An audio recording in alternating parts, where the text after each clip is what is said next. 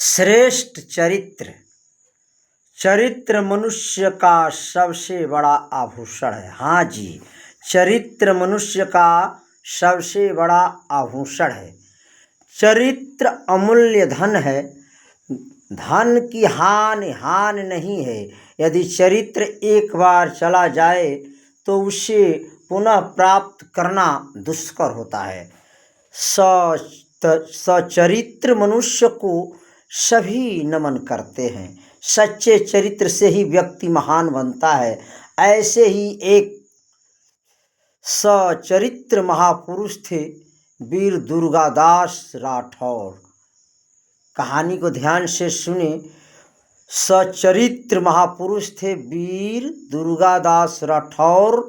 देशभक्त का राजपूती रक्त उनकी नस नस में दौड़ रहा था। पर इससे भी बढ़कर एक बात यह थी कि वह एक महान चरित्र वाले संपन्न व्यक्ति थे। सचरित्र सदाचार ही वास्तव में दुर्गादास का गौरव और राजस्थान का यश तिलक था। जब औरंगजेब ने उनसे जेल में शिक्षों में बंद कर रखा था, यानी उन्हें जेल में बंद करके औरंगजेब रखा हुआ था और आगरे में कड़े पहरे में रखा था, तब उसके जीवन में अग्नि परीक्षा का समय आया। उसमें दुर्गादास 100% सफल रहा। तो कहानी को ध्यान से सुने। दुर्गादास की सुंदरता पर औरंगजेब की जो धर्मपत्नी सुंदरी गुलनार थी वह मुग्ध हो गई थी। दुर्गादास की सुंदरता पर वह इतना सुंदर थे कि औरंगजेब की पत्नी जो सुंदरी गुलजार थी वह मुग्ध हो गई थी। वह रात के समय श्रृंगार करके अपने पुत्र खान बख्श को साथ लेकर कैद खाने में पहुंची, जहां दुर्गादास बंदी थे।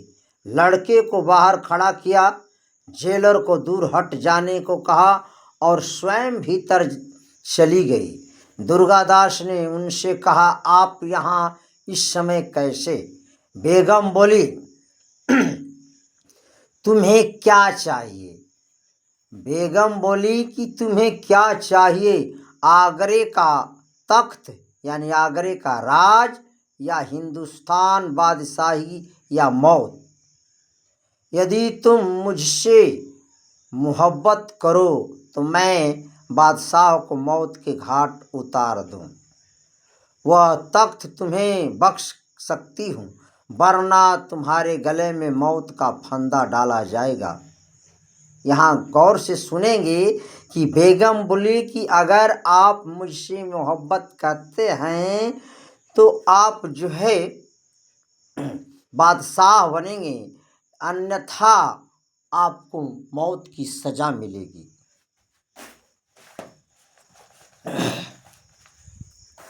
दुर्गादास ने सिर झुकाकर कहा, बेगम, हिंदुस्तान में राजा, गुरु और बड़े भाई की पत्नी। दुर्गादास ने सिर झुकाकर कहा कि बेगम, हिंदुस्तान में राजा, गुरु और बड़े भाई की पत्नी माँ के बराबर समझी जाती है। बेगम ने राठौर का अनेक प्रलोभन दिए, परंतु राठौर अपने चरित्र रूपी बट पर चट्टान की तरह डटे रहे। अंत में बेगम ने गुर्रा कर कहा, तुम बेवकूफ़ हो। मालूम है, बेगम गुलजार के हाथ में आज हिंदुस्तान के भाग्य की बागडोर है। वह तुम्हारे प्रेम की प्यासी है। तुम उसे ठुकरा रहे हो। इसके क्या परिणाम होंगे आप नहीं समझते। दुर्गादास ने उसी वीरता के साथ कहा, परिणाम और क्या होने चाहिए, जो भी होंगे उसे भुगतने के लिए मैं तैयार हूँ, पर मैं यह पाप नहीं कर सकता। बेगम के राजशाही भय व तरह तरह के प्रलोभनों से भी दुर्गादास नहीं पिघला और वह मारे क्रोध के होठ पिसती हुई चली गई। जेलर एक ओर खड़ा यह सब घटना चक्र देख रहा था। वह पास में आया और दुर्गादास के चरणों में गिर पड़ा। दुर्गादास जेलर ने बोला कि दुर्गादास, तुम इंसान नहीं भगवान हो, मैं तुम्हें जेल में नहीं रख सकता। दुर्गादास ने कहा, आप ऐसा कैसे कर रहे हो, क्यों कर रहे हो? बादशाह को मालूम हुआ तो वह मेरी जगह तुम्हें जेल में बंद कर देगा। जेलर ने आवेश के साथ कहा, नहीं, जेल शैतान के बादशाह के लिए है, भगवान के लिए नहीं। तुम इंसान के रूप में भगवान हो, तुम्हारे जैसा महान आदमी जेल में रहने योग्य नहीं है। दुर्गादास को रातों रात जेल से मुक्त कर दिया जेलर ने। दुर्गादास को चोरी से जेलर द्वारा मुक्त करना उसका सुदृढ़ चरित्र ही था, अन्यथा जेलर अपना जीवन दांव पर लगाकर ऐसा कठिन निर्णय नहीं लेता। बेगम को माँ के रूप में देखना दुर्गादास का चरित्र ही था। इसी सदाचार के तेज से उसका जीवन सदा तेजस्वी और शौर्यवान बना रहा। मराठा साम्राज्य की स्थापना करने वाले दूसरी छोटी सी छत्र छाया है चरित्र का। मराठा साम्राज्य की स्थापना करने वाले छत्रपति शिवाजी से भी आप सभी भली भांति परिचित हैं।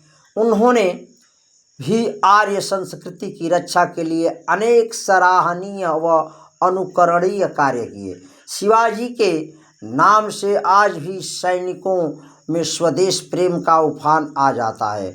उनका जीवन भक्ति प्रधान और सदाचारी था। अपना विशाल साम्राज्य समर्थ गुरु रामदास के चरणों में अर्पित कर आजीवन उसके संचालक मात्र रहे। शिवाजी जितने बड़े योद्धा थे उतने ही बड़े सदाचारी सत्पुरुष भी थे।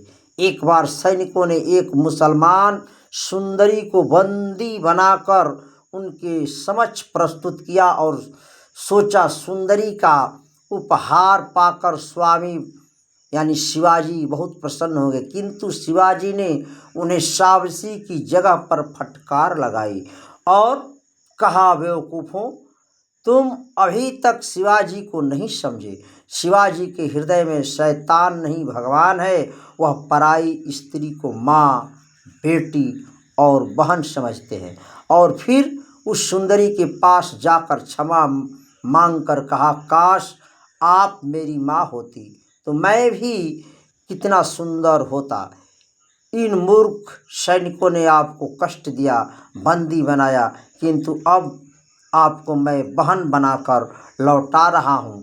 तो मेरे प्यारे भाई बंधु, भारत की यह पुण्य भूमि ऐसे सदाचारियों के नेतृत्व, संस्कृति व चरित्रवान युवकों की सुगंध से महक रही है।